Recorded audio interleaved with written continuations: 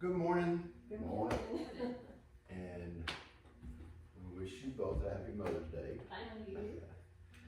I woke up this morning and I was like, oh, and the first person I saw fortunately was my wife, and so I told her, and then my mother-in-law comes straggling in and told her. I didn't do anything special. I typically don't. And I don't ever want anything special for Father's Day or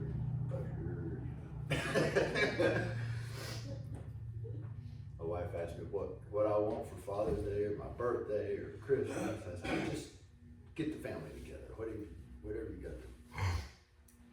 My son's been trying to tell me, Dad, I'm gonna buy you a new computer for your office. I said, no, you're not. I'm gonna work for that computer I get. And my desktop is acting all funky, so something with the operating system. But anyway, I'm not in school right now, so this is kind of a blessing. I don't have to I don't have to get frustrated with technology just to sit in class or something.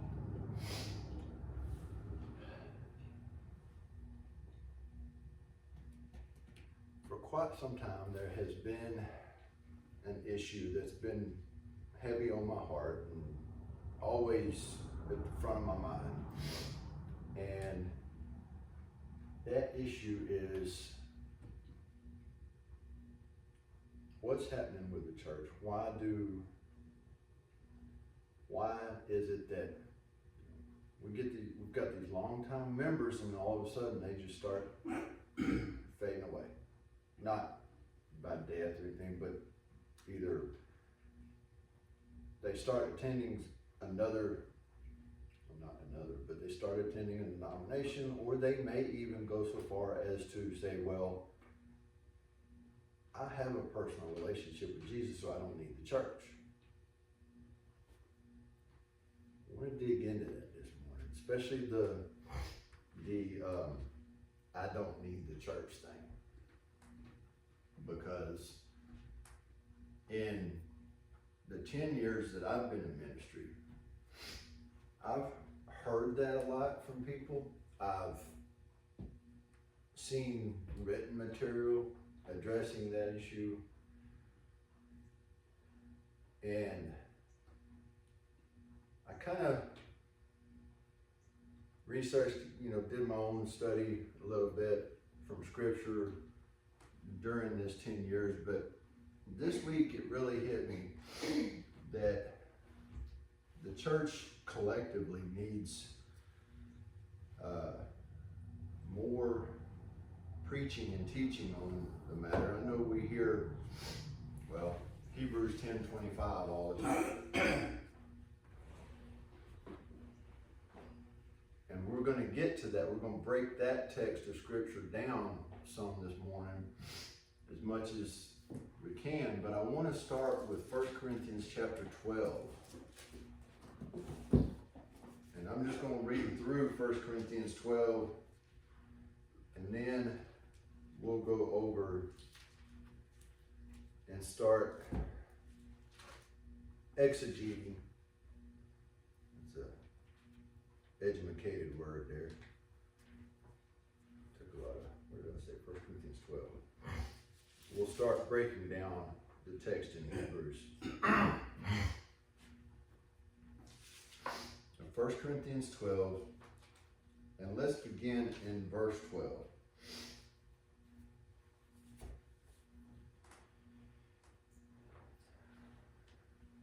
And of course, this is Paul's first letter to the church at Corinth. And this congregation in Corinth has had a lot of issues going on that Paul has heard about, and he's even received letters from them. One specifically, we may not have, if we have any of it, it's just a portion. But in this text in 1 Corinthians 12, the congregation there in Corinth was apparently having issues with, well, what does this Holy Spirit allow us to do? What can we do? What can't we do? Things like that. But in the text this text we're looking at this morning, beginning in verse 12 and going through verse 27, Paul is telling them how the body of Christ, the church, functions and who functions in that as part of that body. In verse 12, for as the body is one and hath many members, and all the members of that one body, being many, are one body, so also is Christ. For by one Spirit we are all baptized into one body, whether we be Jews or Gentiles, whether we be bond or free, and have been all made to drink into one Spirit. For the body is not one member, but many. If the foot shall say, because I am not the hand, I am not of the body, is it therefore not of the body?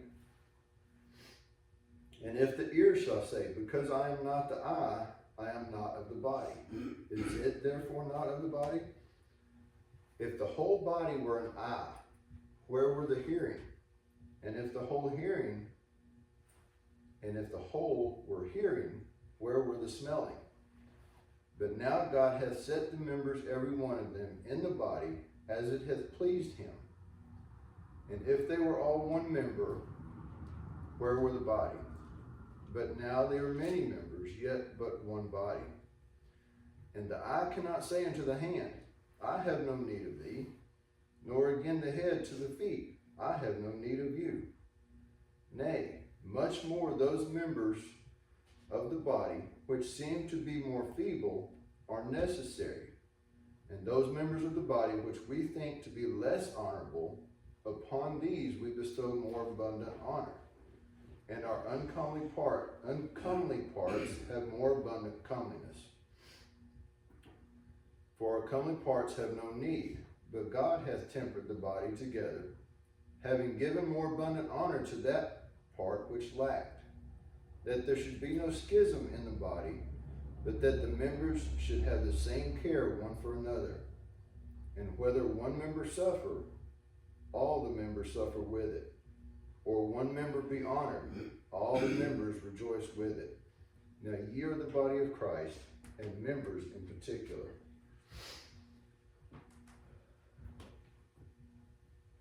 So when we hear, and I'm sure y'all have heard this as well, what I mentioned a while ago, well, I don't need the church. I have a personal relationship with Jesus, and that's all I need. But are they being honest with themselves? Or are they being selfish? And as Paul mentions a couple of times in his epistles, are they establishing their own righteousness? And I think that, to me, that's what these people who are saying, well, I don't need the church, I've got Jesus, he's all I need. And there is some truth to that. But if we're all members of one body, the body of Christ, how do we care for one another, as Paul mentions in this text we just read?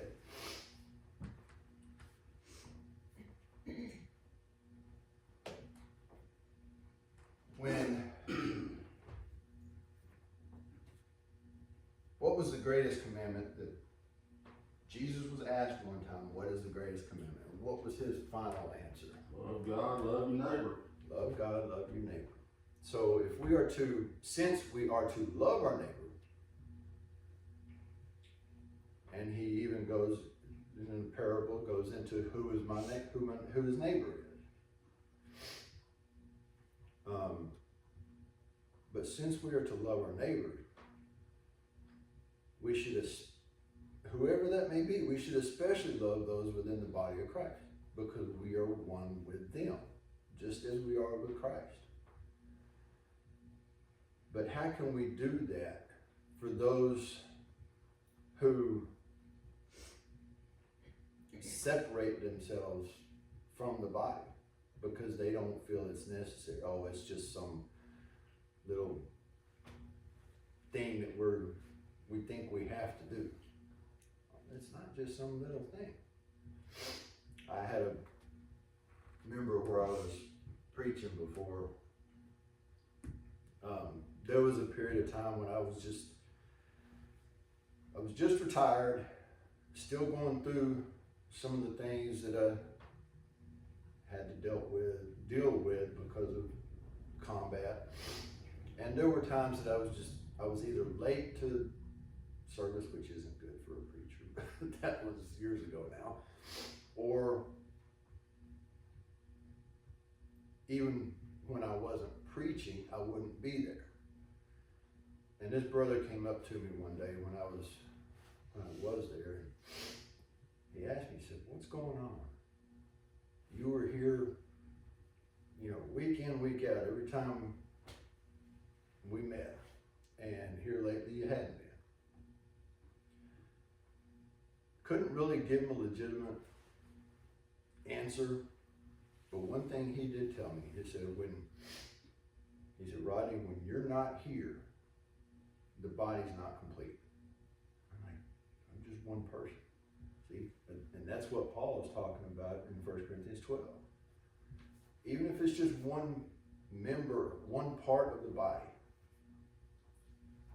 If I lose my right hand, I'm not able to function in ways I was when I had it.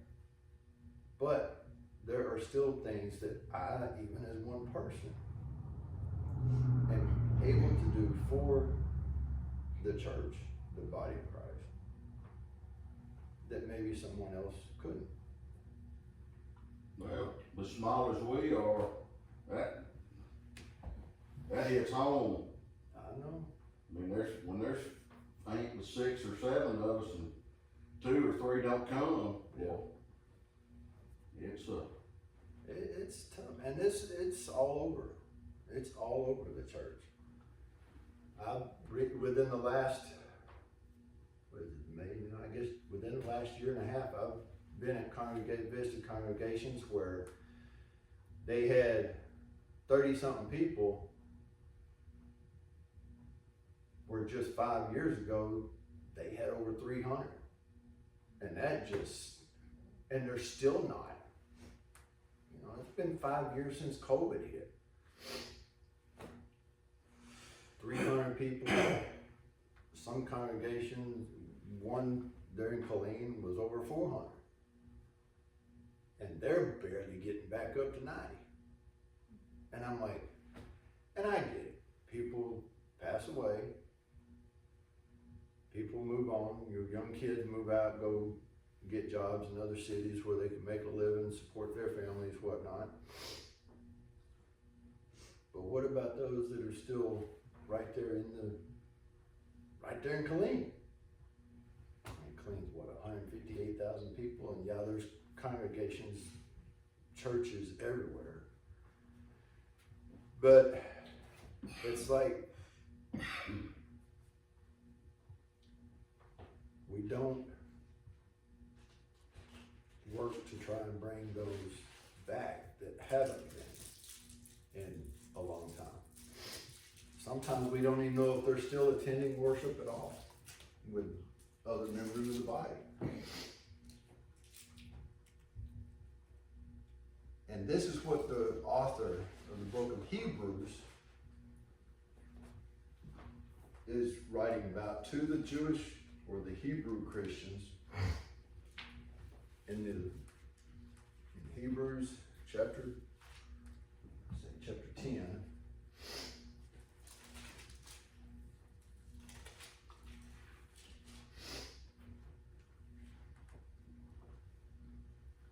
Hebrews chapter 10, and we'll start with verse 23. Now, what I've done here is I've broken this, verses 23 to 29 is the text we're about to dig into. But there are 3 let us statements that the author of Hebrews makes. And you'll have to sinus issues going on apparently. Join the crowd. No kidding. I try to cut the grass Thursday or Friday, so I don't have to, so by Sunday I'm good, but sometimes it don't always work out that way. Okay, now that I digressed off into that. Starting in verse 23. Let us hold fast the profession of our faith without wavering, for he is faithful that promised. What is the promise? What do you think the promise is that the author's writing about here? Heaven. Heaven, eternal life with God. That he will keep his promise if we stand firm in our profession of our faith. I looked this one up because I really got into this one. And I looked at went to the original Greek, got what it said there, how another way it can be translated. Then I started looking at some of the other translations of the Bible. Most of the other translations, instead of profession of our faith, have translated that Greek phrase, confession of our hope. The same Greek word is used that can be translated profession and confession. But when I read profession and I saw confession, I was like, oh, wait a minute. I guess the first thing that hit me, profession, I thought of a job. But then we profess our faith I was confused as to how profession and confession were the same thing. But as I kept digging, I was like, okay, I guess I can see how the two can, the same word can be translated as either one. But when what is one of the steps of salvation? Confess. We confess that Jesus is the Christ, the Son of God. When we profess our faith, we're not just doing that. We're also telling people the why. And I guess it really gets into more detail, I guess, when we're professing our faith, telling the people why we believe Jesus is the Son of God. But as I said, most of the translations have translated it, whether it be the ESV, the NIV, the King James is one of the very few that uses the word profession. Most all the others, probably 80-85% of the others translate it confession. So just wanted to put that out there. We're not going to chase that rabbit here. That'd be something else I can do on my. So what he's saying is let's hold fast to believing and confessing Jesus as the Son of God without wavering. In other words, without ever doubting, without listening to false teachers, listening to the things they say, getting back into the worldliness which we left when we became Christians, without wavering.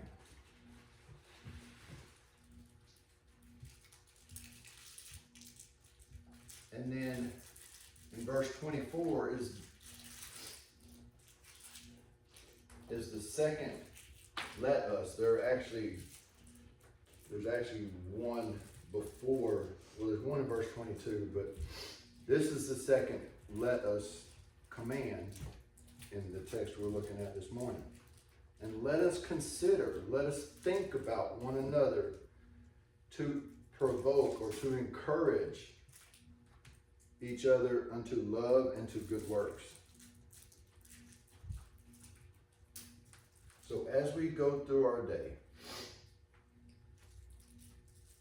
and we encounter people on the way, we encounter a brother or sister in Christ, we're to encourage them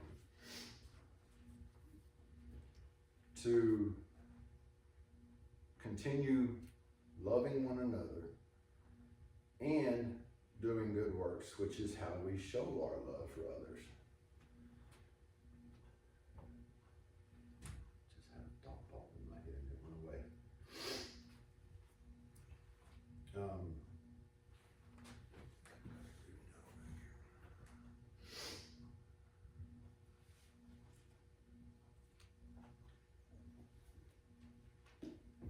Some of the texts that we can, other texts that we can look at as far as encouragement to love and encouragement to good works. John 13, and you can just write these down. There's several of them here.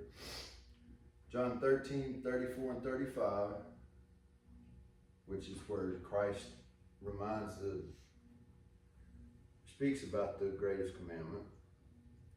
And then also John 15, 12, Romans 13, 9 and 10.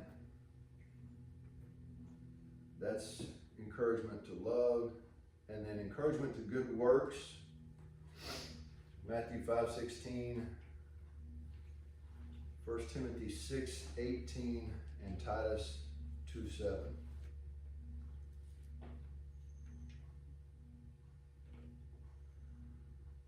Another way we are to think about or consider one another is we're to be considerate of one another.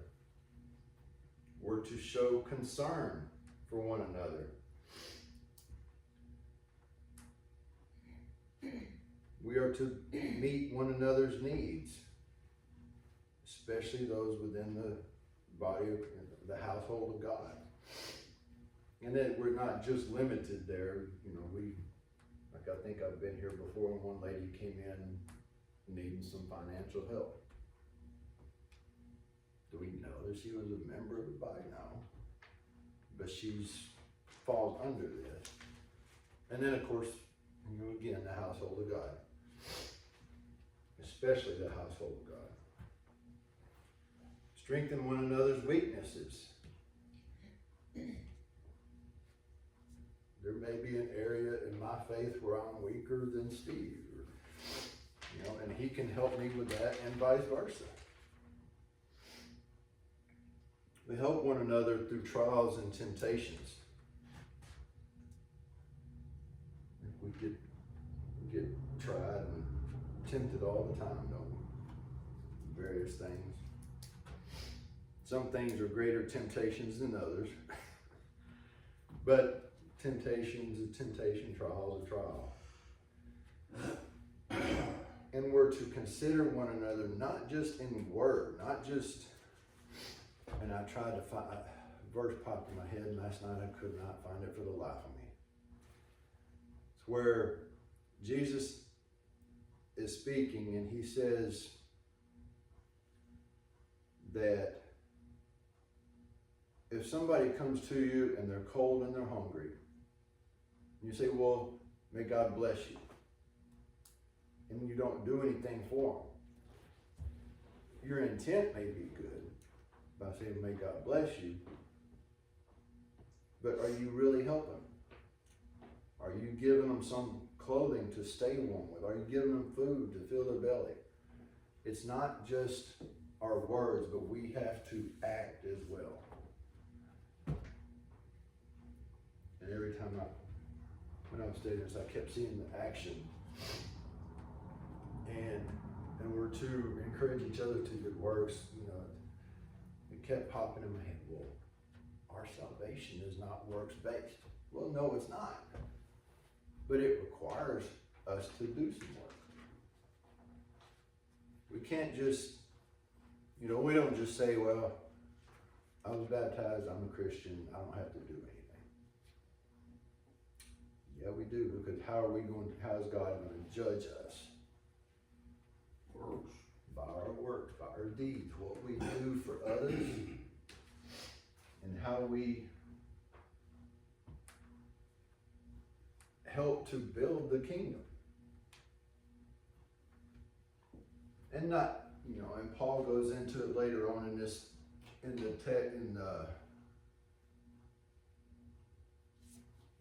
in the 1 Corinthians 12 and 13 and 14, how not everyone has the same gift, not everyone has the same function. But each individual, my hand, unless I'm really talented, cannot do what my feet do. And I'm not that talented, so I walk on my feet. You know, my eye, this one, can't do what my ear does. It can sense things that are going on, but my ear may hear something that's going on before my eye can even see it. So each individual member has an important part. And the same applies with the kingdom of God and the body of Christ. All right, here we go. Church attendance, worship. Verse 25.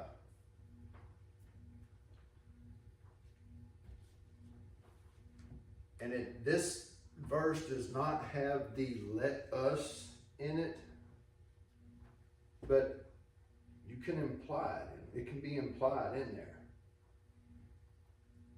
We just have to kind of change the tense of the verb forsaking there a little bit. Not forsaking the assembling of ourselves together, or we could say, let us not forsake the assembling of ourselves together, as is the manner of some, but exhorting one another, and so much more, and so much the more as you see the day approaching. Exhorting, there's word exhorting again, let us encourage one another to continue assembling together as members of the body of Christ. And what day is he talking about, is the writer talking about at the end of the verse? As you see the day approaching. The first day of the week. No, he's actually the judgment day. Because since God's going to judge based on our works, if we're not considering each other and assembling together and encouraging each other to continue assembling together, which is what the point he's trying to get across here in verse 25, when judgment day comes, those that have not been assembling, those who have said, well, I don't need church, I've got Jesus, he's all I need.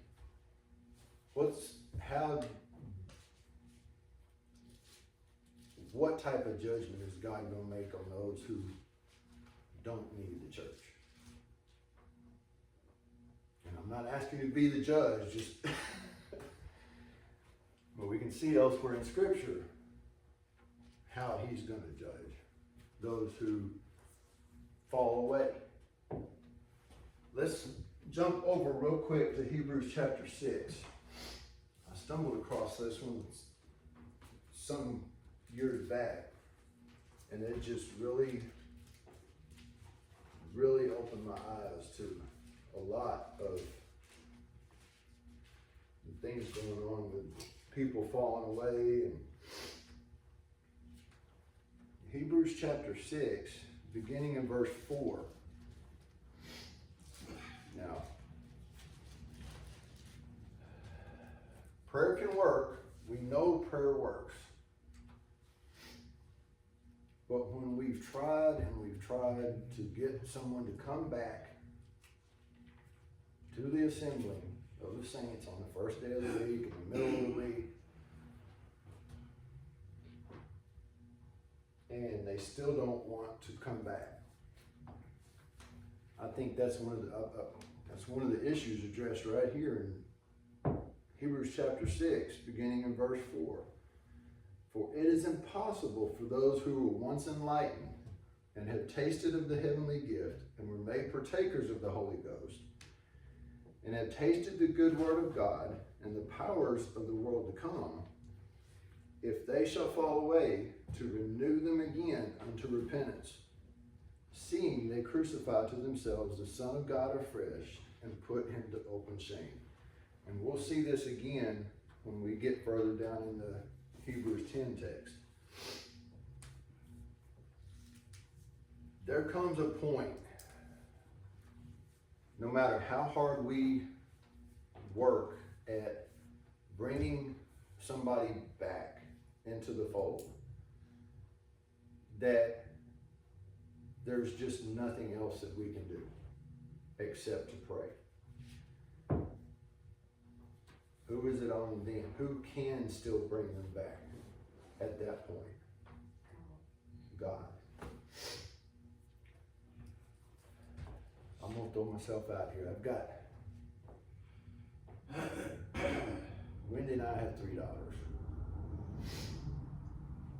All 3 of them, well, 2 of them were baptized when we were in Elkhart. One still, the youngest still has not been baptized. They're not living. The 2 that were baptized are not living the Christian life. They remember they were baptized, and they remember why, but they've chosen to go live another lifestyle, another way.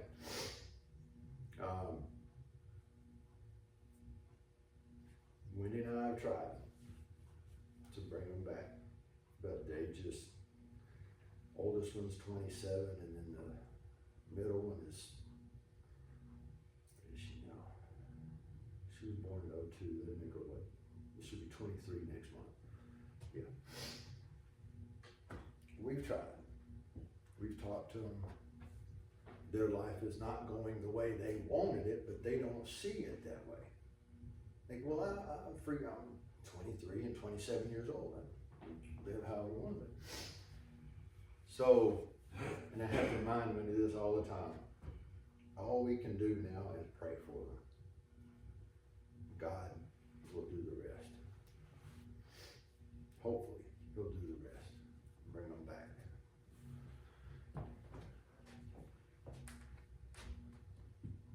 It hurts, especially when it's a child, one of your own children. But even as a itinerant preacher, as an evangelist, I've finally resolved within myself to just kind of just keep praying for them, and also pray that they'll come and ask me questions that they need answers to. Other than that, there's not much else as human beings Wendy and I are able to do. Let's see. Okay, I said that one will pop back up again here in chapter 10.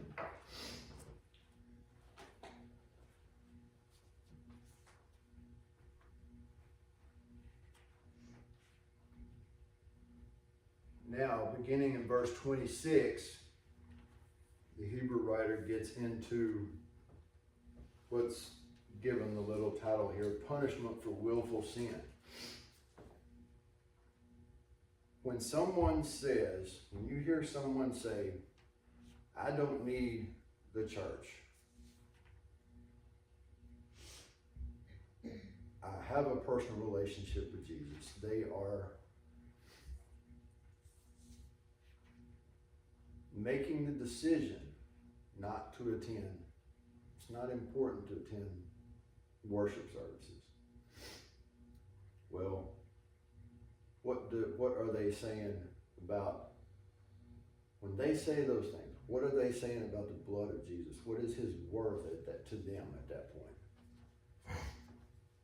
His blood did what? And still does what? Cleanses us from all sin, past, present, and future. It's a continual sacrifice that he made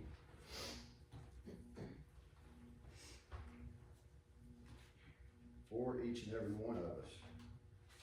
each and every person alive on this, that has ever lived, that is alive now and ever will live.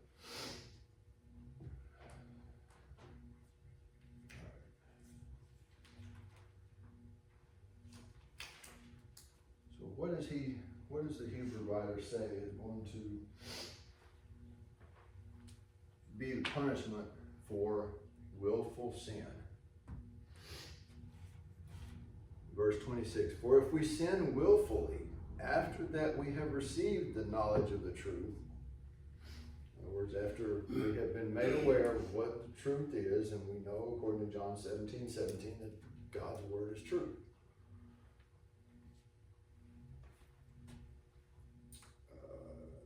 Truth. After we have received the knowledge of the truth, there remaineth no more sacrifice for sins. And this is where the Hebrews 6 text comes in. If I go out this afternoon after I get back home, you know what? It's been a rough week, and I'm speaking hypothetically here. I'm not going to go do this, but it's been a rough week. I'm going to go hit the little liquor store at the corner of the street and just forget about this whole past week. Okay, that's one time. And then Wednesday night rolls around and I'm thinking, oh man, I really shouldn't have done that Sunday night. I made a mistake. I attend the midweek service and repent.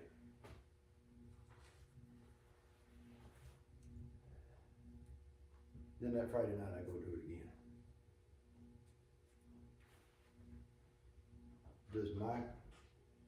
When I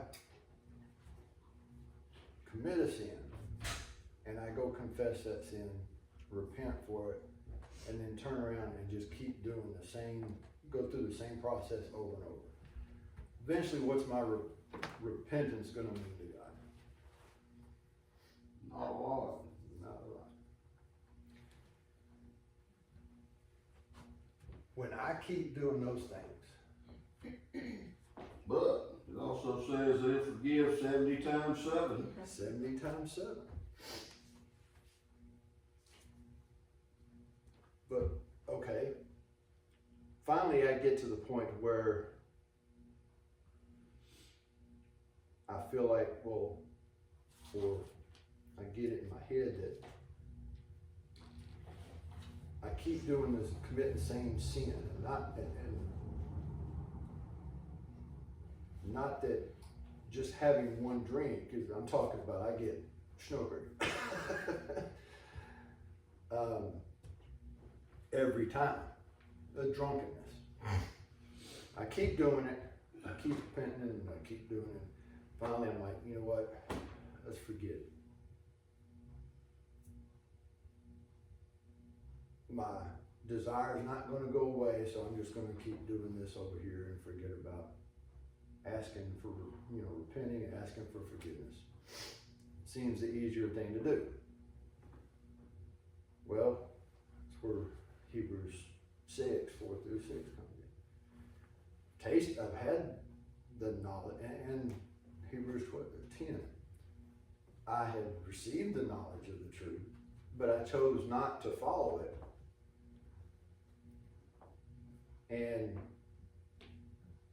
willfully indulge in alcohol 2-3 times a week.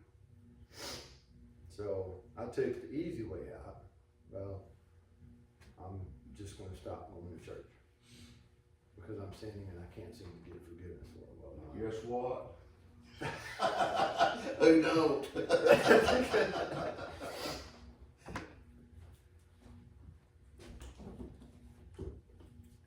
think that's where we can jump down to, okay, but verse 27, but a certain,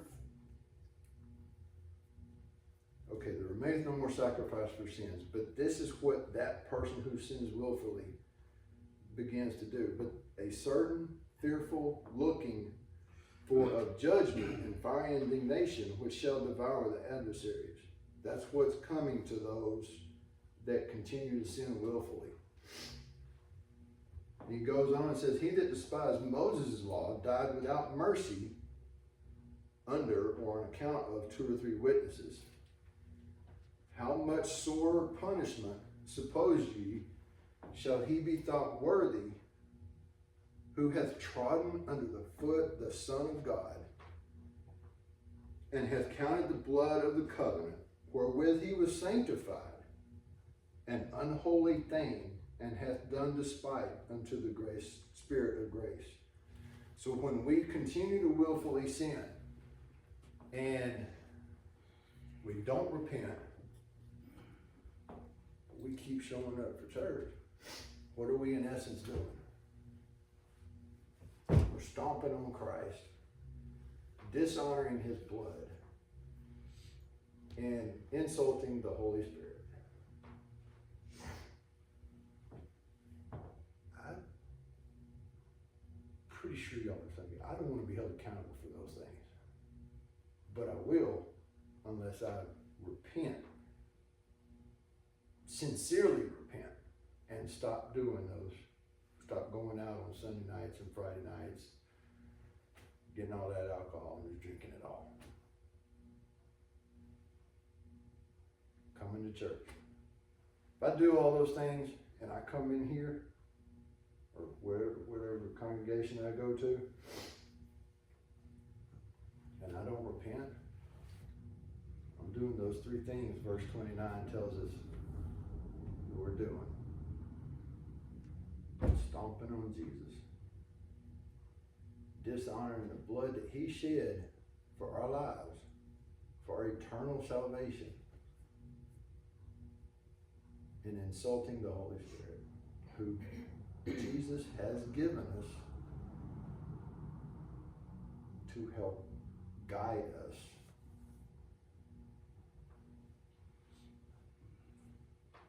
As you say, back into the truth. Guides, Jesus says disciples will be guided in all truth by the Holy Spirit. We're guided by the Holy Spirit today, and hopefully we allow him to keep us in the truth. Just some things to think about, since we're seeing more and more of this within the church, people drifting away because they don't feel like they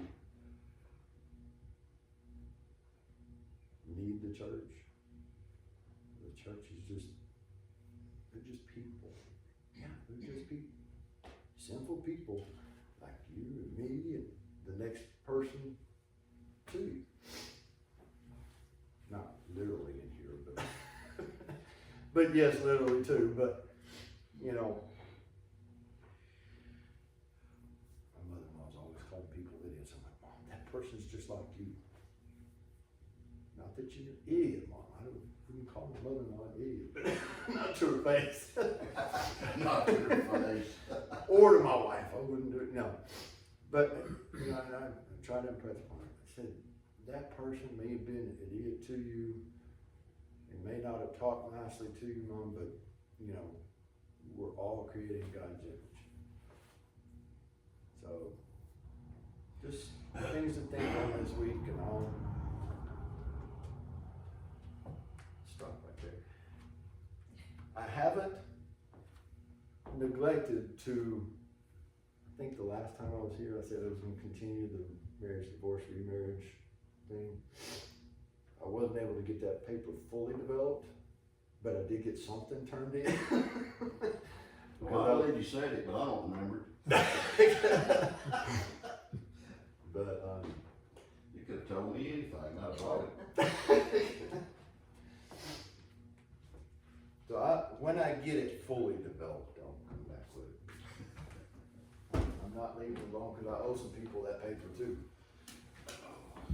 There, you sir. Not the same. I understand.